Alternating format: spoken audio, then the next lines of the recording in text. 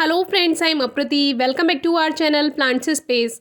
जब हम नर्सरी से महंगे महंगे पौधे लेकर आते हैं और हमारे घर आने के बाद वो कुछ दिन अच्छे से चलते हैं, फ्लावरिंग भी करते हैं, लेकिन फिर वो अगर धीरे धीरे मरने लगें तो फिर दुख होता है। क्योंकि एक तो इतना महंगा प्लांट लेकर आए हैं, पैसे भी वेस्ट हो जाते हैं, इसका तो दुख होता ही है। साथ ही जो प्लांट से अटैचमेंट हो जाता है उन दिनों, क्योंकि कोई भी प्लांट लाते के साथ तो नहीं मरेगा, कुछ दिन बाद धीरे धीरे जब आप उसको देखते रहेंगे, धीरे धीरे अगर आपने उसकी देखभाल नहीं की है या प्लांट बेकार मिट्टी में लगा हुआ था और आपने उसकी मिट्टी भी चेंज नहीं की, उसको ऐसा का ऐसा लगा दिया, या फिर आप बिना सीजन के पौधा लेकर आए हैं, तब आपके साथ ऐसा हो सकता है। तो ये जो अटैचमेंट हो जाता है प्लांट के साथ हमारा, उसकी वजह से भी हमें काफ़ी दुख होता है जब हमारा प्लांट बेकार होने लगता है। तो ऐसा होता है अक्सर गंधराज के पौधे के साथ, जो कि गंधराज का प्लांट थोड़ा सा महंगा भी मिलता है, ख़ास तौर से जो इसकी दूसरी वैरायटी होती है जिसमें घना फूल आता है और उसकी पत्तियां कुछ कुछ लाइट ग्रीन कलर की होती हैं। जैसे ये वाला जो गंधराज है, इस वैरायटी में पत्तियां बड़ी होती हैं और डार्क ग्रीन कलर में होती हैं, लेकिन जो दूसरी वैरायटी है उसमें वो ड्वार्फ प्लांट रहता है, छोटा पौधा गमले में ही रहता है और वो उसमें गुच्छे में फूल आता है, यानी कि जैसे ये सिंगल पेटल में है उसमें थोड़ा घना फ्लावर आएगा। लेकिन दोनों की खुशबू सेम होती है, क्योंकि दोनों ही गंधराज हैं और गंधराज से आप नाम से ही समझ सकते हैं, सुगंध का राजा गंधराज। इसमें बहुत मीठी खुशबू होती है। अब ये इतने सारे फ्लावर्स खिले हुए हैं और मैं इनके पास में खड़ी हुई हूँ तो मुझे इतनी ज़्यादा मीठी खुशबू आ रही है। तो ये फूल जब खिलता है तब तो ज़्यादा ही खुशबू आती है और जैसे जैसे ये पुराना होता जाता है इसकी खुशबू भी ख़त्म हो जाती है।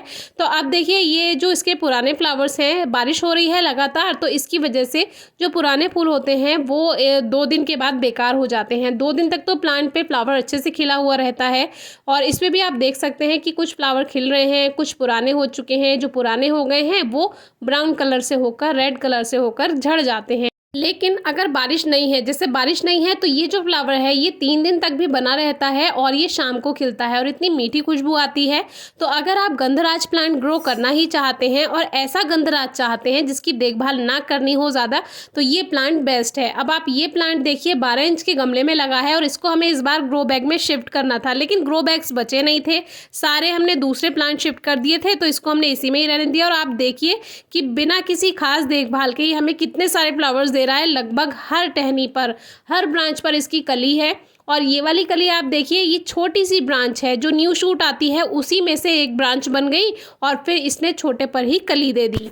तो इससे आप समझ ही सकते हैं कि कितने आसानी से ग्रोथ करने वाला ये प्लांट है। और हम इसमें कोई खास फर्टिलाइज़र नहीं देते हैं। पहले मिट्टी की गुड़ाई करके हमने थोड़ा सा गोबर की खाद इसमें दिया था और 1 या 2 बार लिक्विड फॉर्म में जो हम घर पर फर्टिलाइज़र बनाते हैं वो दिया था। लेकिन बरसात के मौसम में हमें प्लांट्स में कोई भी फर्टिलाइज़र देने की ज़रूरत नहीं होती है। अब जो ये पिछले 7-8 दिन से लगातार बारिश हुई है, क्योंकि बारिश के पानी में ऑलरेडी NPK होता ही है। किसी भी फ्लावरिंग प्लांट के लिए NPK बहुत ज़रूरी है, यानी कि नाइट्रोजन, फॉस्फोरस, पोटेशियम, और उसके साथ साथ रेन वाटर में कैल्शियम भी होता है, मैग्नीशियम भी होता है, सोडियम भी होता है, जो हमारे प्लांट्स की ग्रोथ के लिए हेल्प करता है। तो इस समय प्लांट्स की जो रंगत है वो अलग ही है। सभी प्लांट्स में अच्छी ग्रोथ है और अच्छी फ्लावरिंग है बिना किसी फर्टिलाइज़र के। तो इस तरह से बारिश का पानी यानी रेन वाटर आपका काम कर जाता है फर्टिलाइज़र का भी। अब ये एक ब्रांच जो है ये साइड से बनी थी। हमने स्टार्टिंग में जब ये प्लांट लिया था आपसे शेयर भी किया था और हमने कहा भी था इससे नया पौधा बनाएंगे, लेकिन अभी तक नहीं बनाया है। तो अब सोच रहे हैं अब इसमें एयर लेयरिंग कर देंगे। एयर लेयरिंग करना हमने बताया हुआ है आपको, किस तरह से इसमें गुट्टी विधि से तैयार किया जाता है पौधा, तो वही कर देंगे, नया प्लांट वहाँ से बन जाएगा। और ये मेन स्टेम रह जाएगी जिसमें 4-5 ब्रांचेज रहेंगी और वही आगे जाकर हमें फ्लावर्स देंगी। और इस तरह की जो टहनियाँ सूखती रहें, हर प्लांट में आपको काम करना है कि ये हटा दें, नहीं तो प्लांट में डाईबैक प्रॉब्लम आ जाती है। तो इन सूखी टहनियों को आप टाइम टू टाइम हटाते रहें, जिससे प्लांट भी अच्छी ग्रोथ करता रहेगा, देखने में भी अच्छा लगेगा और उसकी एनर्जी भी वेस्ट नहीं होगी। इस प्लांट को कटिंग से भी ग्रो किया जा सकता है, जो कि हम ग्रो करने की पूरी कोशिश करेंगे, आपसे शेयर भी करेंगे। 12 इंच के गमले में लगा है, अभी इसको हमने रिपोर्ट भी नहीं किया है, फिर भी इतनी अच्छी फ्लावरिंग है। तो अगर आप गंधराज का प्लांट ग्रो करना चाहते हैं तो ये ताहिती वैरायटी आप ज़रूर ग्रो कीजिए। आपको नर्सरी में जब भी दिखे तो ज़रूर लेकर आए। और रेनी सीजन में ग्रो करेंगे तो आपका अगर प्लांट बेकार मिट्टी में भी लगा होगा तो आप उसको सॉइल को चेंज कर सकते हैं, जो कि कई प्लांट्स में हमने बताया हुआ है। इस प्लांट की केयर टिप्स और इसके बारे में और भी कई वीडियोज़ हैं, वो आप डिस्क्रिप्शन बॉक्स में चेक कर सकते हैं। कोई क्वेरी हो तो ज़रूर पूछेगा। Thank you.